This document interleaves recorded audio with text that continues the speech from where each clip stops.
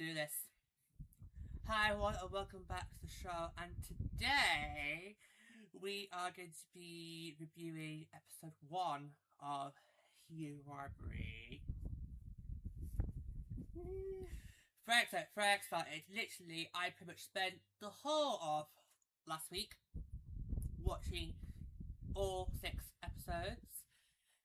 And yeah, I had to say, yeah, I thought it was alright. Yeah, I thought it was alright. I mean, I wasn't like literally, you know, like Mr. Laba about after every single episode. Yeah, so I thought it was an alright action. Yeah. I am debating whether or not to do like a full-blown series review of the season, because I originally only planned to do episode reviews, so I might do a full-blown season review later in the show, along in a future episode maybe. We'll see.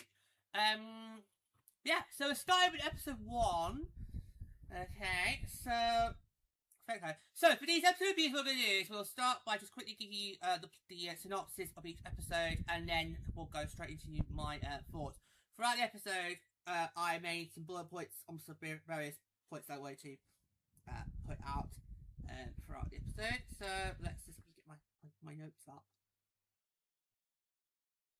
Okay, so let's just do that now. So it's going to probably be 2 seconds.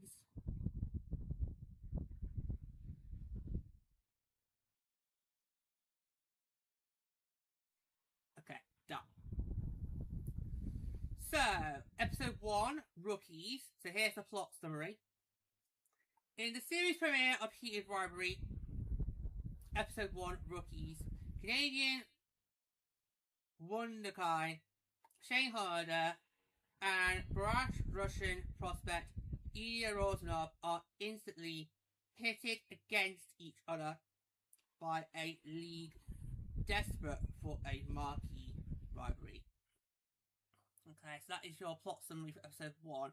I'll remind you before we get going, there is going to be spoilers ahead. Okay, because we are going to talk about various plot points that happened in the episode. So if you've not watched the episode already, I recommend you go and do that. And once you have watched the episode, you can then come back to us. Okay, this is going to be your reminder. We're going to do this for every single episode review. Okay, because chances are there's some of you out there who probably haven't seen the show yet, and you might well go do that first. In fact, no, please do go that first. Okay, don't come. Okay, seriously, if you're watching this episode, you've not watched the show yet, stop. Cut this out now. Go and please go watch the episode, then come back to us. Okay? Right, just cut that insanity now. Alright, so there's going to be spoilers ahead. Okay, so if you haven't already seen the episode, please go watch the episode and then come back to us. But for those of you who don't mind, just hang on for a second, we're back very shortly.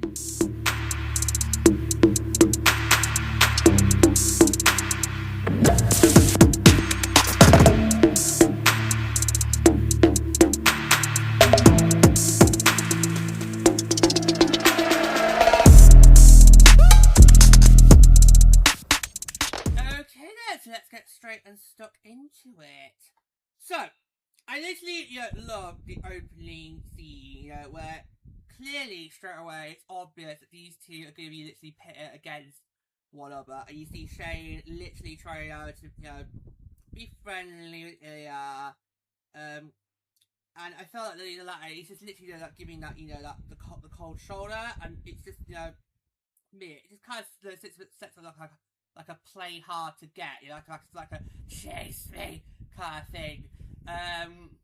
Yeah, so I thought it was a really good PC, set it off straight away. And we also got our first little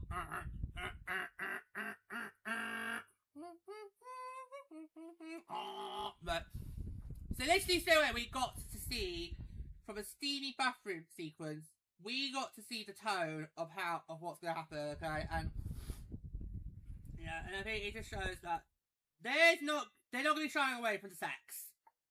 Okay? Straight away, that sequence, it just literally sets up the fact that, okay, there's going to be a lot of Mr. Laba.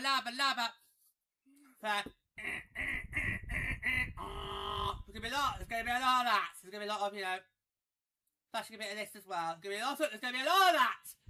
There's gonna be a lot of that. And it's gonna be raunchy. It's gonna be steamy. It's about fucking time. It's about fucking time. We got that on our screens. Yeah. So, yeah. Okay. So.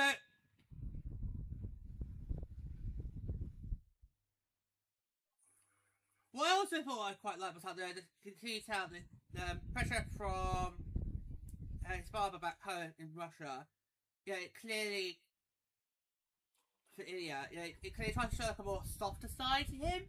So I feel like throughout the season, he's basically portrayed as like the arsehole, but I'm like thinking, is he really the arsehole? Is it Shane? So I love how we had this little scene, you know, he's on the talking to his father who's back at home in Russia.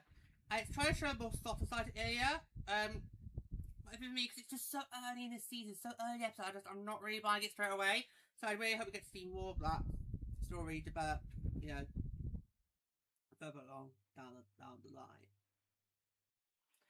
And then we have another shower scene, and this just highlights my feelings about playing hard to get, especially if you know we've got, you know, one try to build like, you know, oh that's right, yes, it's like Shane sort of trying to, you know, be like, could we just pretend that never happened? And he's like, no, I don't think that. He's more like clearly up for it. So yeah, that was it. That's the thing. I can't remember which one of them told the other to fuck off, but after it kind of put me like shows like that's not happening. He's like, I don't think we can. They're like, I don't think we can either. I also don't think we can either. So there's something going on here. And I feel like after a few series, I conclude that Shane is the one that's actually playing the hard to get here. As he clearly is discovering himself, but Ilya is all in. That is evident when they have their little, you know, oral sex moment. But he is like, let me show you how it's done properly. And it's like, whoa, okay, right. Cross the legs moment, it's cross the legs time. Cross the legs time. Oh god, that literally had me turn on. I was like, wow. And the fact that Shane literally just comes so quickly was like, okay. Okay, this is clearly his first time with a man. The fact he just came quickly, so okay. That's clearly your first time with a man, Shane. We get it. You've done that. Okay. But you know, the way he just did it so constantly, it's like, yeah, this is not his first time. He's done this before, hasn't he?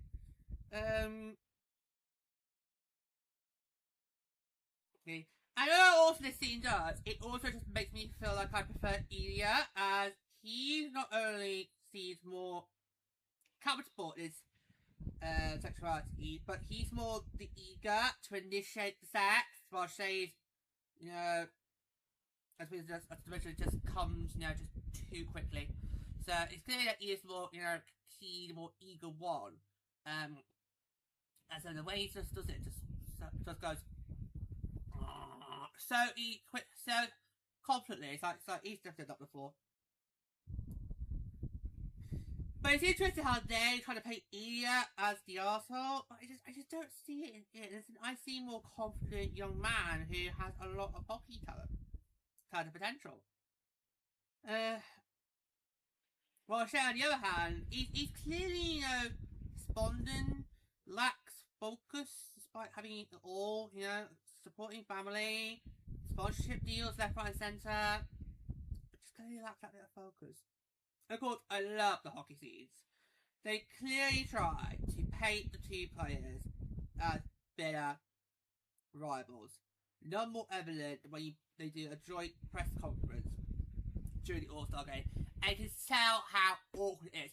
All-Star weekend, if you've ever watched it in the NHL, it's supposed to be a time where we get to, just for 2 days, we get to basically put our rivalries aside and, you know, we have a bit of fun. You know, we have fun. Your rivals become your teammates. Especially the last 10 years when the NHL did the 3-on-3 format, where you had basically players from each division form a team, and then the last All-Star Weekend we had kind of like a mock draft. I'm not looking forward to next weekend's. Sorry, not next weekend. Next year's All-Star Weekend. Sorry. I'm not really looking forward to that because I don't like the idea of we're gonna have to have you know, countries. I kind of feel like next year's All-Star Weekend is kind of like, you know, a test drive for the World Cup that we're gonna have in 2028. Yeah, so I just kind of love how it's supposed to be a fun moment, it's supposed to be a fun weekend, but these two it just feels, that's like tension in the room. And I'm not talking sexual tension, I'm just talking like, you know, just tension full stop, if you know where I'm going here.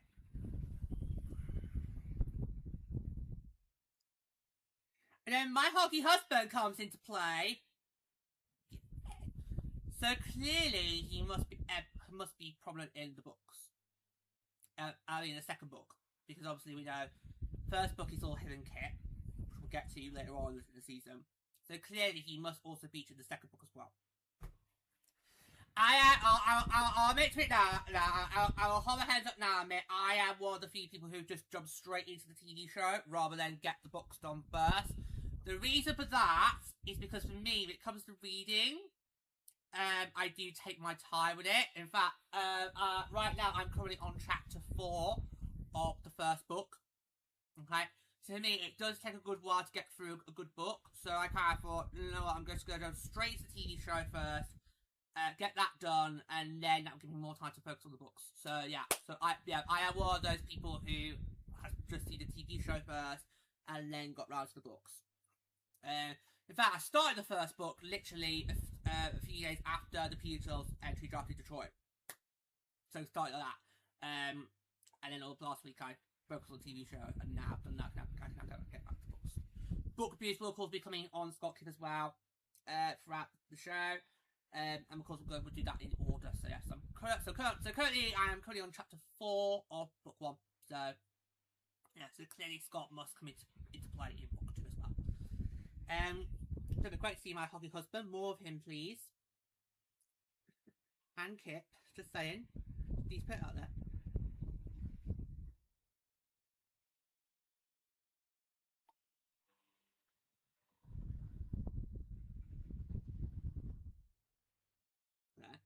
So the shooting competition is where, as I just mentioned, my husband just comes onto the scene after Shane and Ilya. They have a brief conversation. Scott reveals his room is right next door to Ilya's. So straight away, I'm thinking, oh yeah.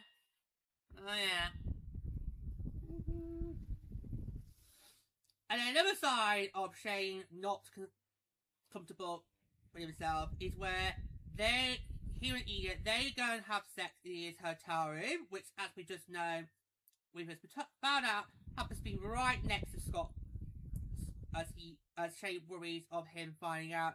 But we, of course, the audience, we all know that's not really a problem. That's not really a problem. And you know what? I would have preferred if the scene, right? So they're getting it on, Mr. Lava. I prefer. So I need to get the sex noises right. That's right. I don't look while they're being on that down there. I don't look at the scene. Then the camera then kind of pans away, and we go over to the upper room, and maybe we can see Scott naked and just having one off, you know, as if he's listening to the door, and have him thinking, oh, it's not them actually doing it. It's maybe they're watching a porn film. Maybe that's it. Would have loved that. But anyway, hey, it's good to see Scott on it. Yeah. So yeah, I was not. No, but I feel it's funny how we, the audience, it's not my problem. But Shane's like, oh god.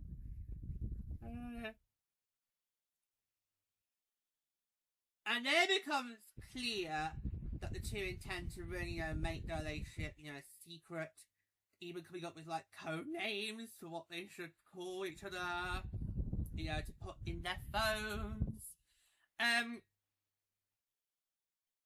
then at the awards, Scott then comes back to play when they have like the awards after party, he then puts his foot in it. Not that he can ever do that, but he does kind of put his foot in it by suggesting, firstly they do shots, and then sorry, that's A, and then B. So shots are A. So A doing shots, and then B. He makes the comment to Shane about, where's your boy Roslov? And Shane is like, and Scott's like, no, it's just a little thing, it's just a little pet name thing, not like that, just like, but yeah, oh god. And then things then come to blows when Shane is clearly drunk, and Ilya is struggling with family issues. But then things patch up very quickly, and it's then up to make-out. Then it's up to make-out. So there you go. And that's how it ends. That's end of notes for me. Okay, that is end of notes. So yeah. I felt a lot of these episodes, the endings were kind of a bit abrupt. I think for me, episodes 3 and 5, they ended kind of cleanly. The rest of the series just kind of felt like an abrupt ending. So every time the characters rolled, I was like, oh, is that it now?